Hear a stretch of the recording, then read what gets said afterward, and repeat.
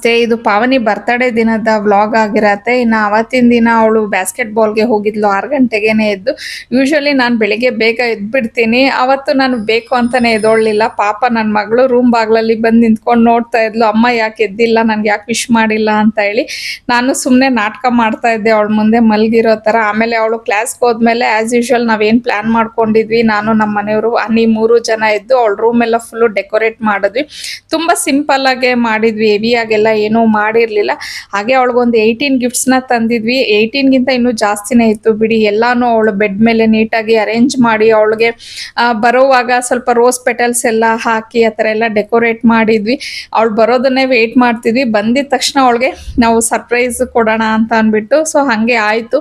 But ಅವಳು ಕೇಳಿದ್ದು ಒಂದೇ ಕ್ವಶನು ನನಗೆ, ಅಮ್ಮ ನೀವು ಯಾಕೆ ನನಗೆ ಫಸ್ಟ್ ವಿಶ್ ಮಾಡಲಿಲ್ಲ, ನಾನು ನಿಮ್ಮ ರೂಮ್ಗೆಲ್ಲ ಬಂದಿದ್ದೆ, ನೀವು ನೋಡಿದ್ರೆ ಎದ್ದೇ ಇಲ್ಲ ಇವತ್ತು ಅಂತ.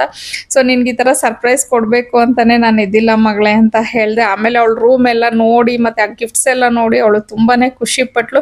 ಅದರಲ್ಲೂ ಗಿಫ್ಟ್ಸ್ ಓಪನ್ ಮಾಡುವಾಗ ಅವಳ ರಿಯಾಕ್ಷನ್ ಅಂತೂ ನೋಡೋಕ್ಕೆ ತುಂಬಾ ಚೆನ್ನಾಗಿತ್ತು ಅಂತಲೇ ಹೇಳ್ಬೋದು. ಸೊ ಇನ್ನು ಈ ಕಂಪ್ಲೀಟ್ ವ್ಲಾಗ್ನ ನಾನು ಇವತ್ತು ಯೂಟ್ಯೂಬ್ ಚಾನಲಲ್ಲಿ ಅಪ್ಲೋಡ್ ಮಾಡಿದ್ದೀನಿ. ನಿಮಗೆ ಟೈಮ್ ಇದ್ದು ಇಂಟ್ರೆಸ್ಟ್ ಇದ್ದರೆ ಒಂದ್ಸತಿ ಚೆಕ್ಔಟ್ ಮಾಡಿ. ಇನ್ನು ಪಾವನಿ ಕಾಲೇಜಿಂದ ಅಂದರೆ ಕಾಲೇಜ್ಗೆ ಹೋಗಿ ಬಂದಮೇಲೆ ನೈಟ್ ಡಿನ್ನರ್ಗೆ ಅಂತ ಹೇಳಿ ನಾವು ಅವಳನ್ನ ರೆಸ್ಟೋರೆಂಟ್ಗೆ ಕರ್ಕೊಂಡು ಹೋಗಿದ್ವಿ. ಅವತ್ತಿನ ದಿನ ಅಂತೂ ತುಂಬಾ ಚೆನ್ನಾಗಿತ್ತು. ಟೈಮ್ ಇದ್ದರೆ ಒಂದ್ಸತಿ ಚೆಕ್ ಮಾಡಿ ನೋಡಿ.